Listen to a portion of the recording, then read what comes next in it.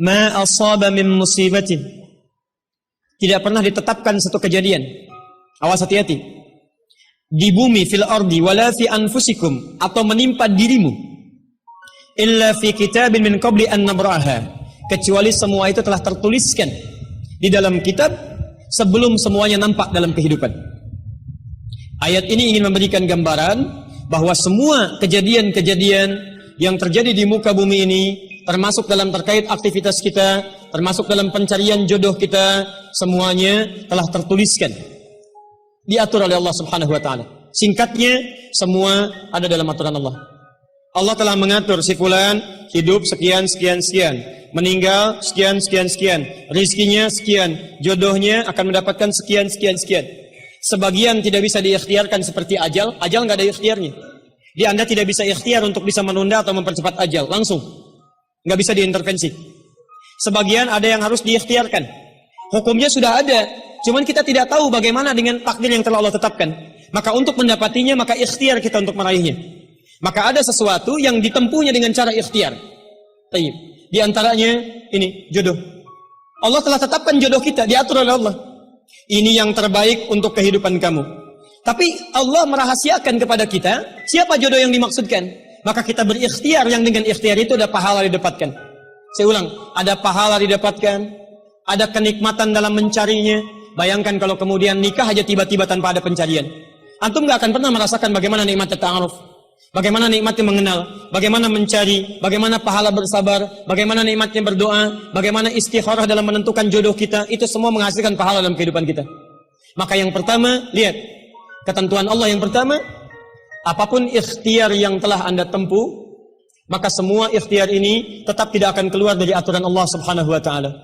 Jadi kalau antum tadi sudah menunggu selama 4 tahun tanpa komunikasi, Masya Allah, sudah siap melamar, tiba-tiba Masya Allah dibalap oleh orang lain, kalah. Fokus. Maka bagaimana cara memahaminya? Perhatikan. Ikhtiar yang Allah tetapkan dalam aturan yang dibuat tadi, boleh jadi tidak harus selalu menyampaikan kita pada tujuan yang kita inginkan. Karena aturan Allah itu ketika ditetapkan akan bersanding dengan maslahat bagi kehidupan kita yang menjalaninya. Ingat ini ya, ingat. Aturan Allah ketika menetapkan, fulan rezeki kamu sekian, fulan fisik kamu begini, fulan jodoh kamu si fulan, si fulanah. Ketika Anda menempuhnya dengan ikhtiar, tidak harus kemudian Anda meraihnya sesuai dengan keinginan Anda. Contoh, maaf, Anda ingin misalnya sekolahnya ke ITB, Anda ikhtiar. Juara satu. Begitu tes di ITB, tidak lulus. Lulusnya ke IAIN, misal. Harap-harap ke ITB, masuknya ke IAIN. Harap-harap ke ITB, masuknya ke UNPAD. Ketika Allah kemudian menakdirkan Anda, misal, keinginan Anda ke UNPAD, keinginan Anda ke ITB, tapi kemudian tiba-tiba beloknya ke UNPAD. Bagaimana memahaminya? Perhatikan. Kadang jalan kehidupan yang telah Allah tetapkan bukan harus menentukan hasil sesuai dengan yang Anda inginkan, tapi Allah menetapkan sesuai dengan apa yang Anda butuhkan. Anda ingin ke ITB, tapi apa yang Anda dapatkan di ITB bukan maslahat buat kebutuhan Anda. Maka dibelokkan oleh Allah ke UNPAD supaya Anda mendapatkan apa yang Anda butuhkan dalam kehidupan Anda. Karena Allah mengabulkan apa yang Anda butuhkan, bukan apa yang Anda inginkan. Saya ulang, Allah mengabulkan hanya apa yang Anda butuhkan, bukan apa yang Anda inginkan. Ada 3 jenis cara pengabulannya. 1, jika kebutuhan Anda sesuai dengan maslahat kehidupan Anda meminta. Maka jika keinginan Anda dalam permintaan sesuai dengan kebutuhan Anda, maka segera dikabulkan.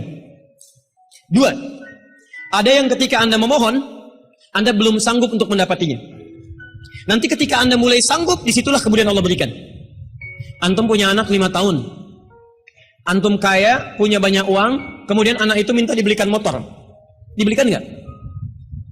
Uangnya ada, motornya siap dibeli. Anak baru 5 tahun, minta dibelikan motor, dibelikan nggak? Kenapa? Karena dia belum sanggup menggunakannya. Tapi Anda sampaikan, nah, Papa punya uang, Papa siapkan ya. Nanti ketika sanggup baru saya berikan. Demikian ketika Anda meminta kepada Allah Subhanahu wa taala dan memohon. Maaf, Anda mohon, belum dikabulkan juga. Boleh jadi bukan Allah belum mengabulkan, tapi Anda belum siap untuk menerimanya.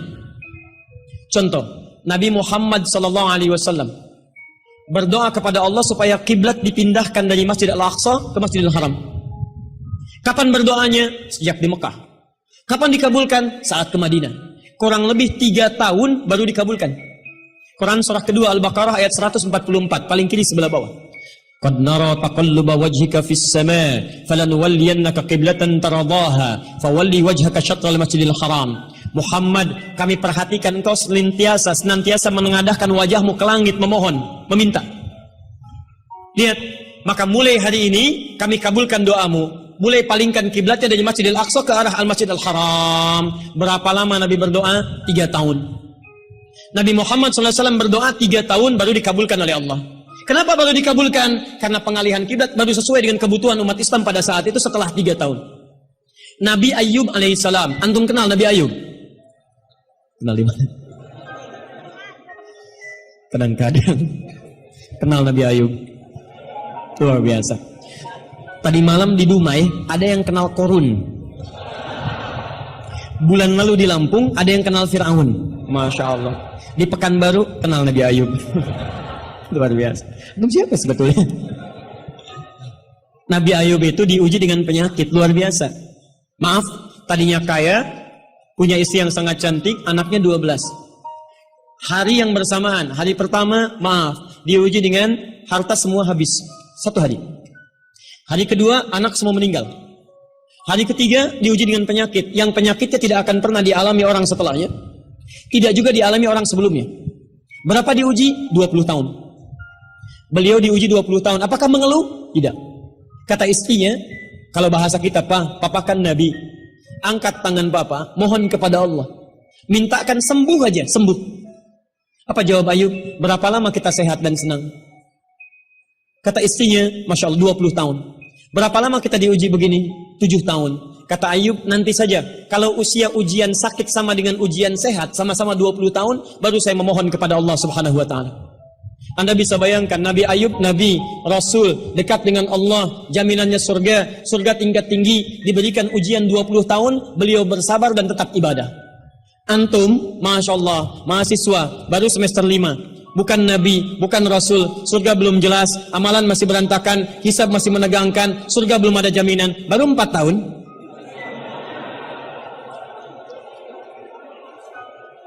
Itu yang terbaik buat antum. Yang terbaik. Jadi bukan berarti ketika Anda tidak mendapatkan dia, dunia hilang untuk Anda, tidak.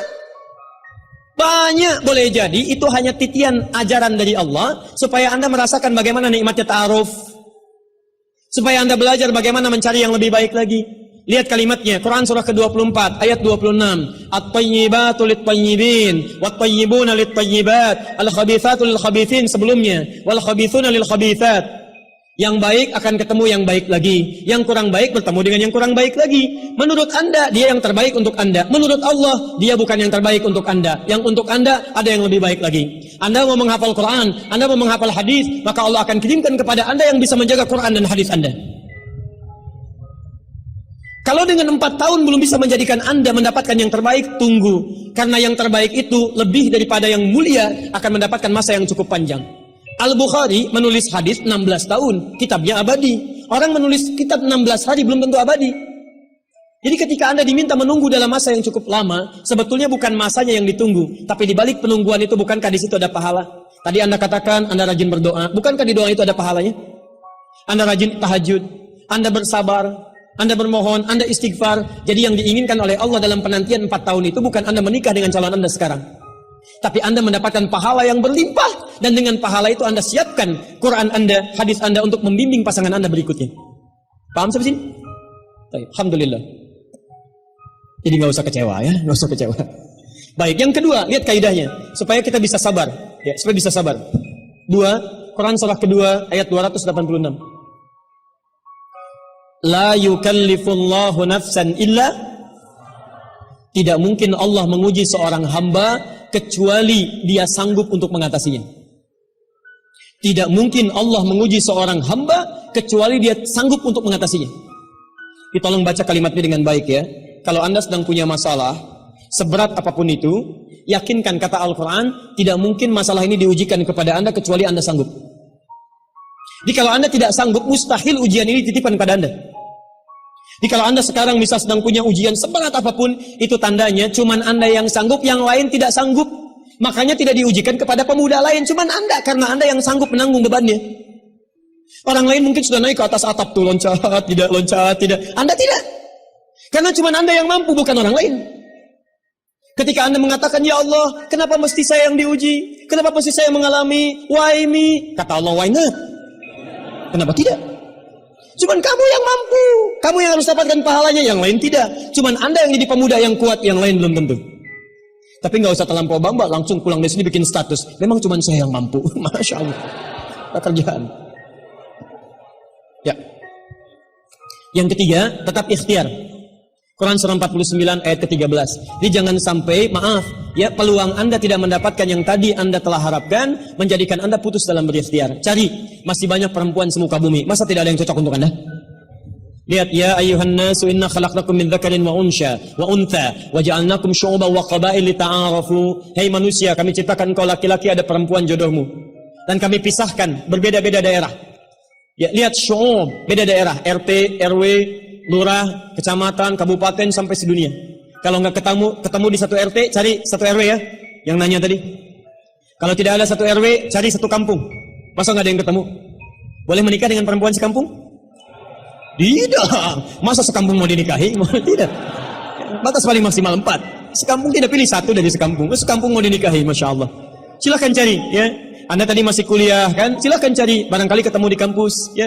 Boleh menikah dengan seorang anak yang sedang kuliah?